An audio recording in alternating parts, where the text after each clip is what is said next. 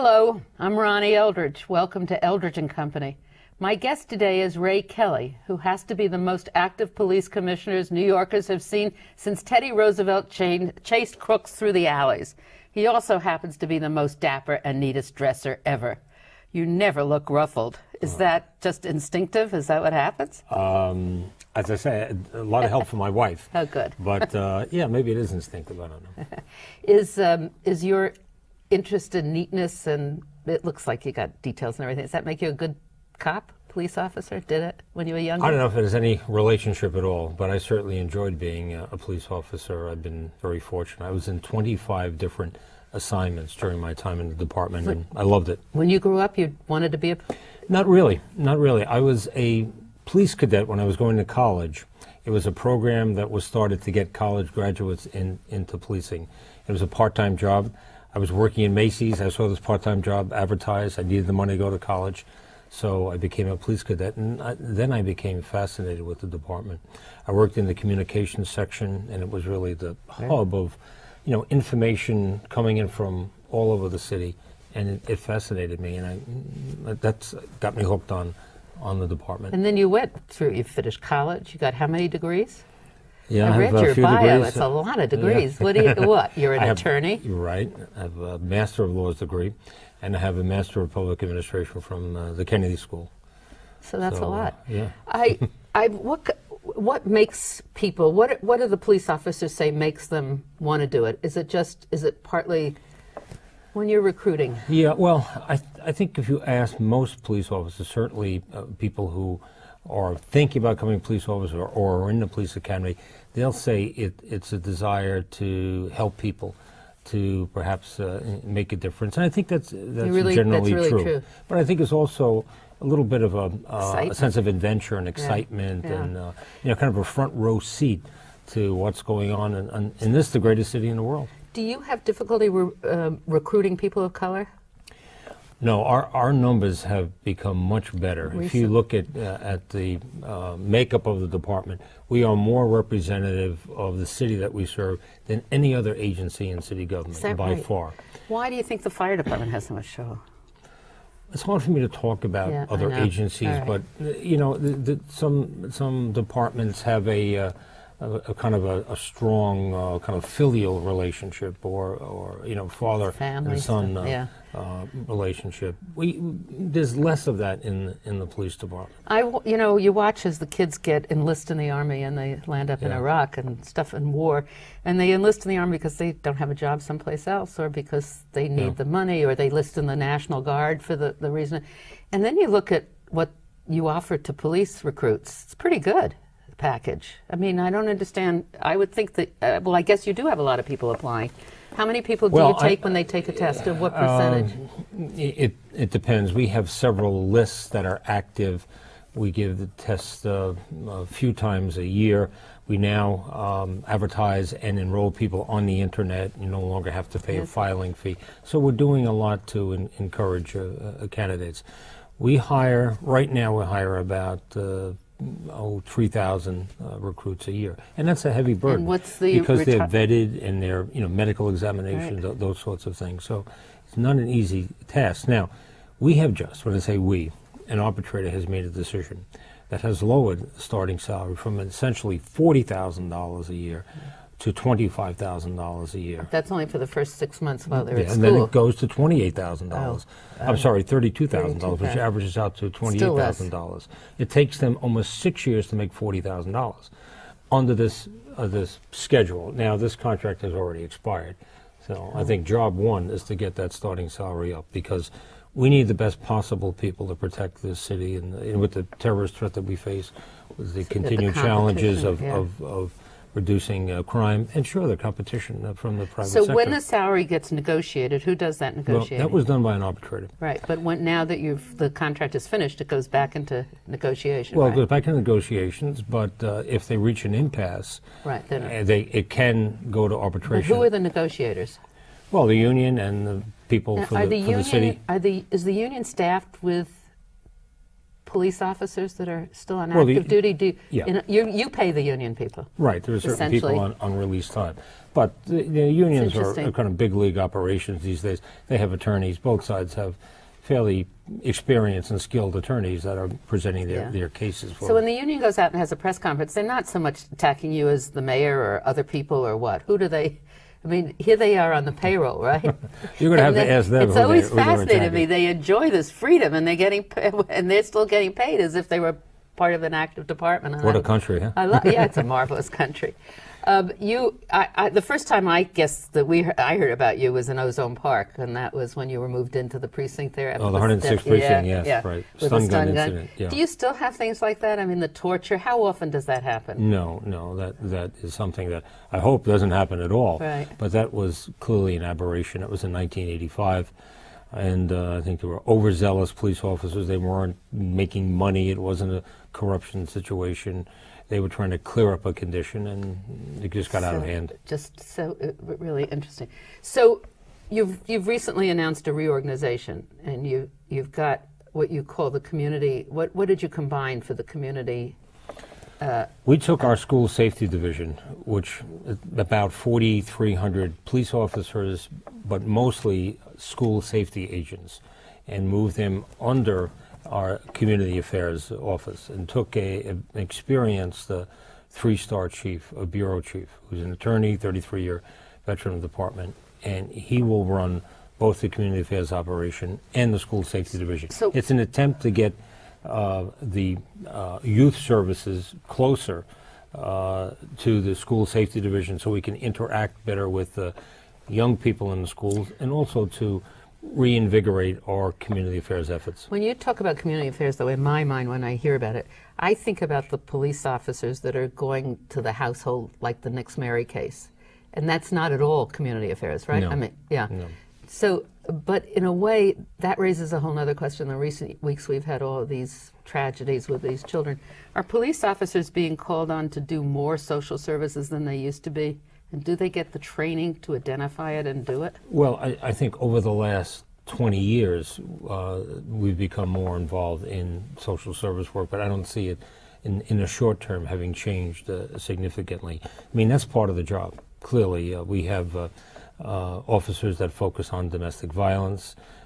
We have community affairs officers that interact with the community. And yes, there's always a kind of a social service aspect involved in those sorts of the work. Domestic violence that we're finding increasingly, I mean, there is a connection usually between child abuse and domestic violence. It often happens in the same household. Yeah, that's true. And are your guys trained this supposedly, I mean, the way the ACS caseworkers are supposedly trained that if they go for child abuse, they look for domestic violence?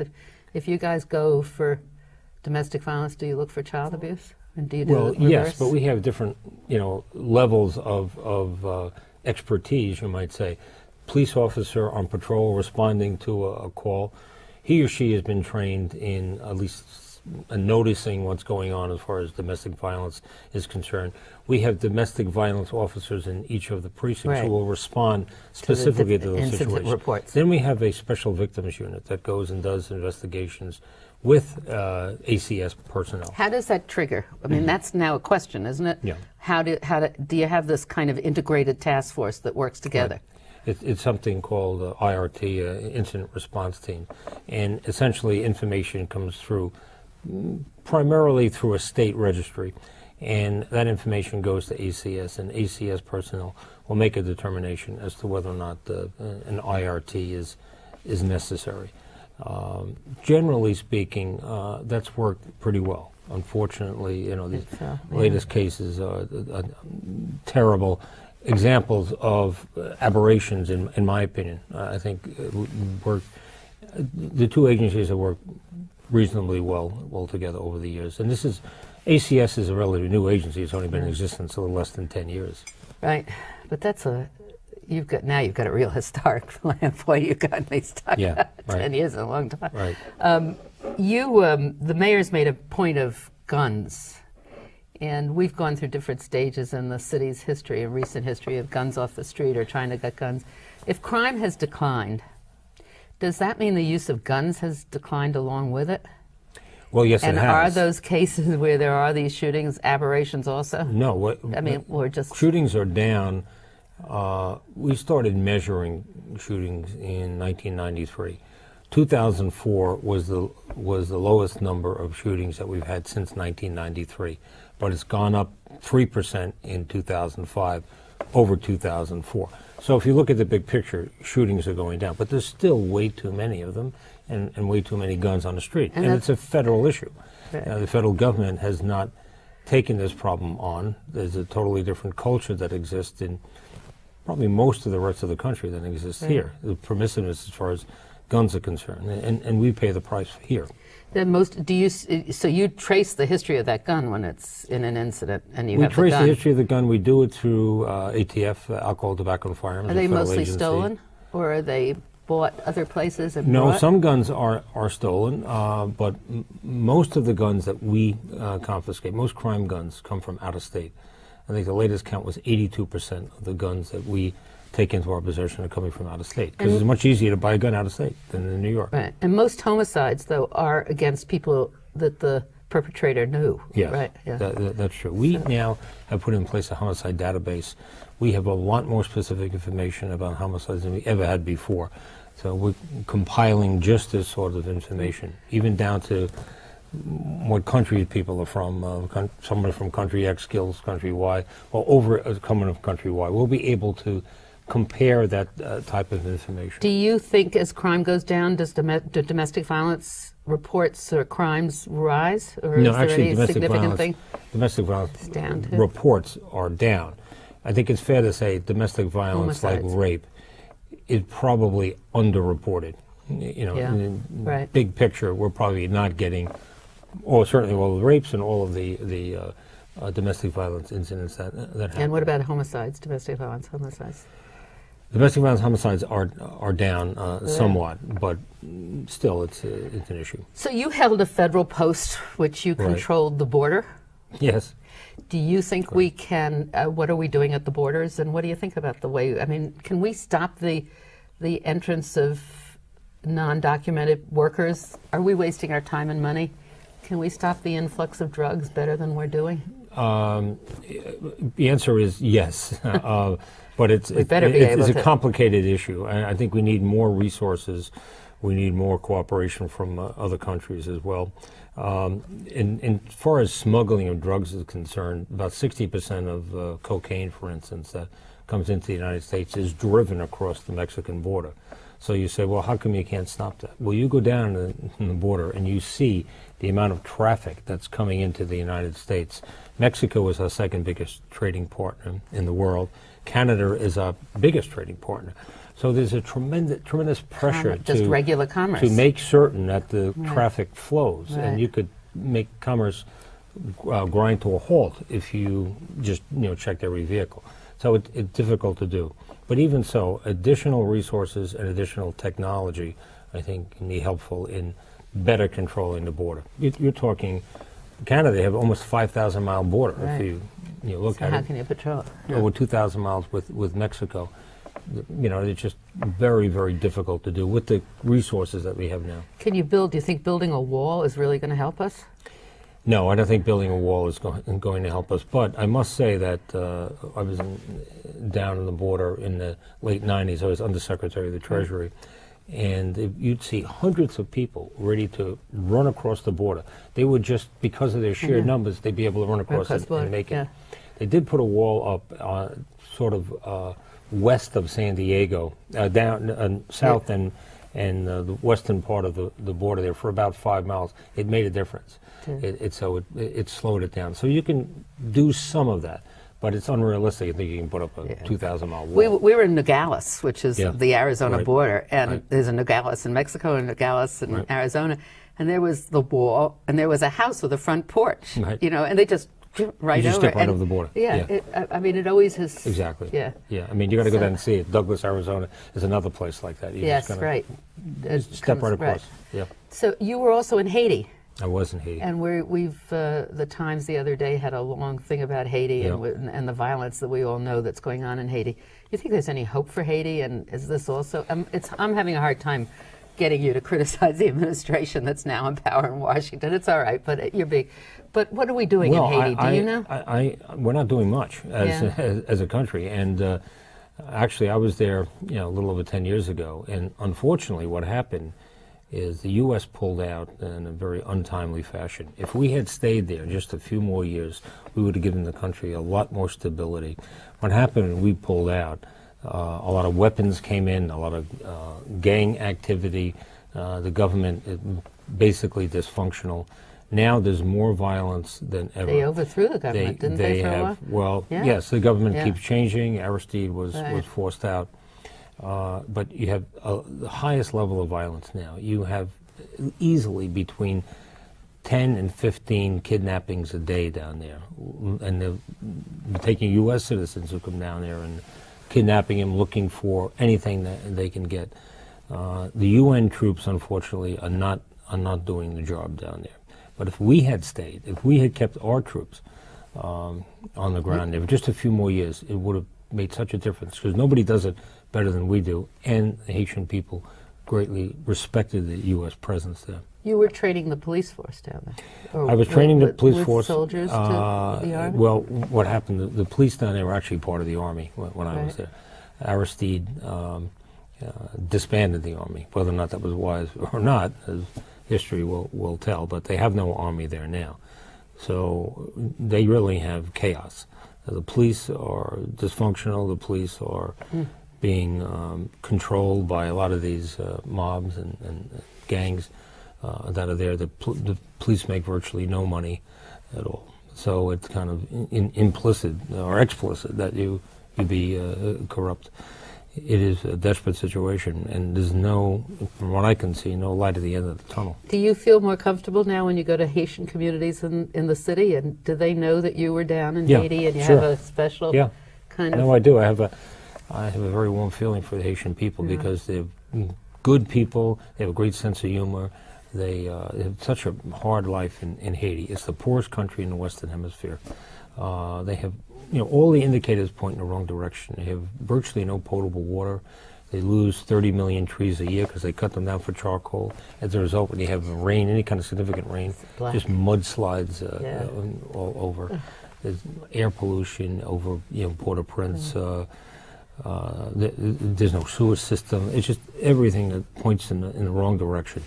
They need major help from an international entity or the United States. Unfortunately, I don't see it coming their way. What's the international entity? I mean, the United Nations? If the UN could do it, but they're not. The troops that they put down there are ineffective.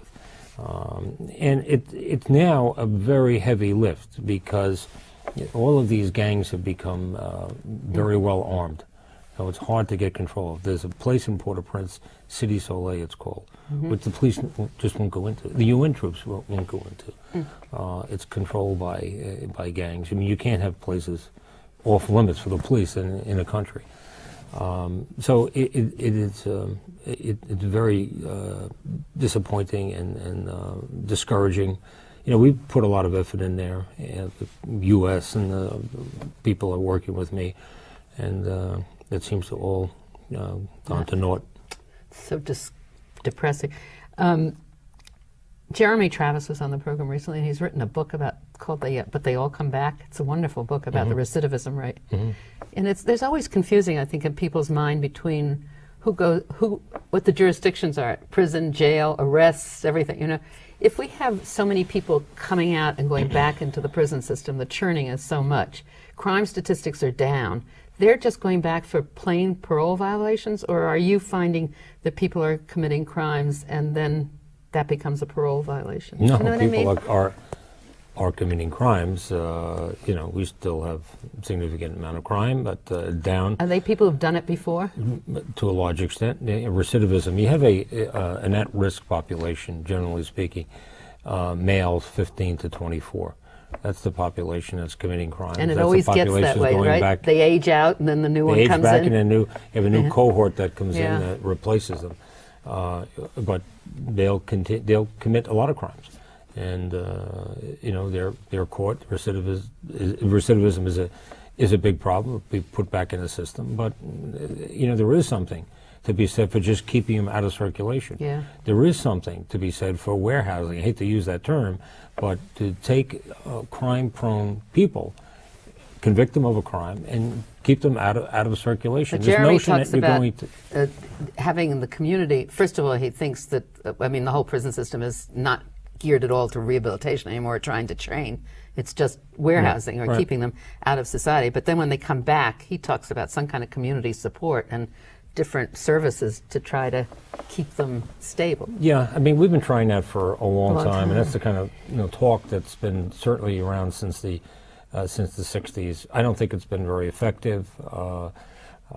I'd like to see something like that, surely, to turn people around, but it just isn't happening to any great degree. So what we get is the recidivist. We get someone who's arrested for robbery 5 times, convicted twice, or there's a lesser charge, he pled out to something else, and these kind of checkered criminal careers, and they just keep committing crimes until, as you say, they age out.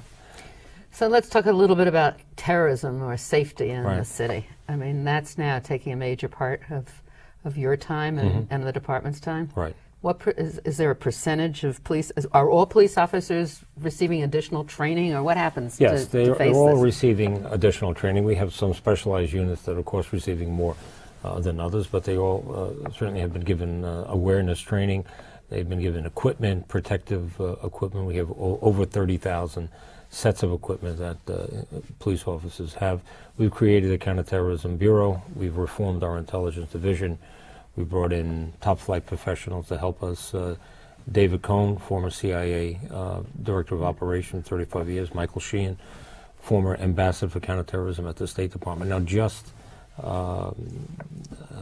yesterday, we hired another individual. We are continuing to bring on board experienced former federal officials to help us, because I think it takes that kind of perspective. He's the former Homeland Security Director of Pennsylvania.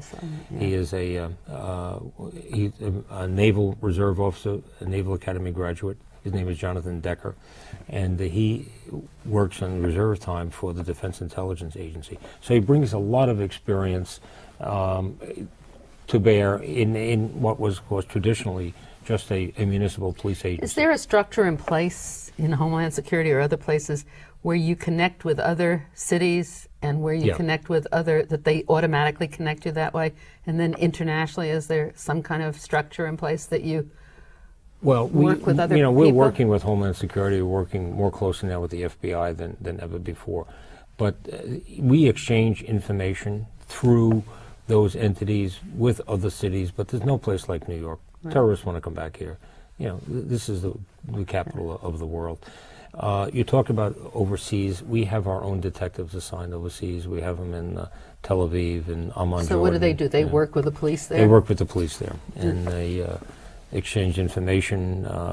Their job... They're really sending information back to you? Yeah, and also anything... If you have information to tell them. We give them anything What's helpful. Interpol? It's something that sounds very dramatic, and we see it in adventure stories and everything else, but what is it really? Interpol is an information exchange entity. I was on the board of Interpol for 4 years. It's located, headquarters is in Lyon, France, but now it has over 170 countries that are members of Interpol.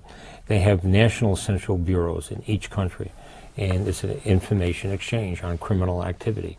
If you're looking for someone commits a crime in Belgium, through Interpol, they'll put and they want to arrest that person, they'll put out what they call a red notice, and that'll go out throughout the world. Or if they have information about a particular country that this person is in, let's say the United States, they'll send us a red notice. Now, it depends, as far as what we do with that red notice, on the relationship that exists between the two countries. What sort of agreements do we have? So it's a little more complicated than just saying a red notice is on this person, we're going to take him into custody. It depends on our relationship with different countries. Is it the city police department, or is it the United States? Both. Both. We use the National Central Bureau in Washington. They have, in essence, representatives or contacts throughout the 50 states. But we, New York City, we have our own representative in Lyon working with Interpol. Do we take seriously the threats that come from the different televised messages that are sent to us from Iraq? Well, we certainly analyze them.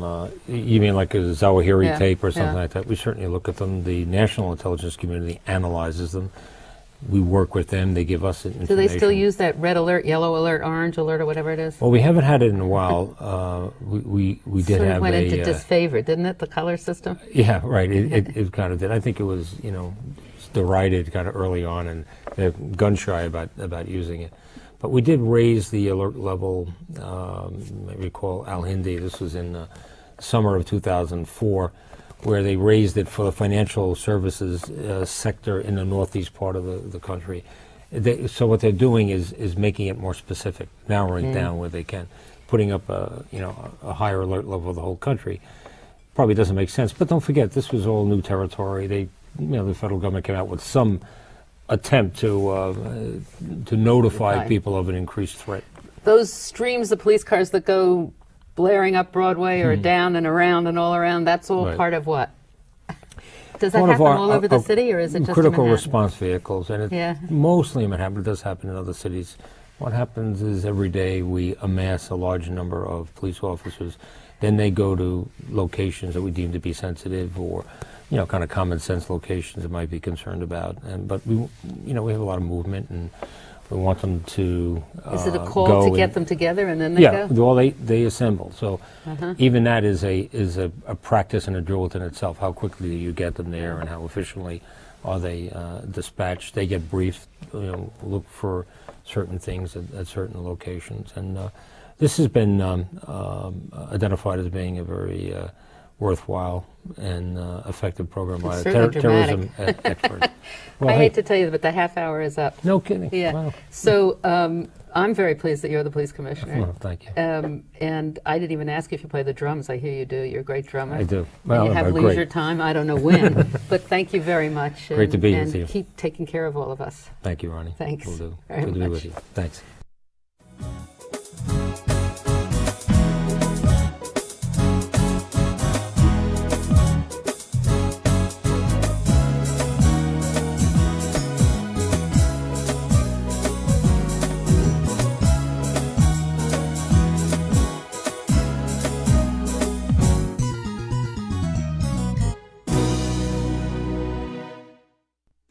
If there are any people you'd like to hear and topics you'd like us to explore, please let me know. You can write to me at CUNY TV, 365 Fifth Avenue, New York, New York, 10016, or you can go to the website at cuny.tv and click on Contact Us. I look forward to hearing from you.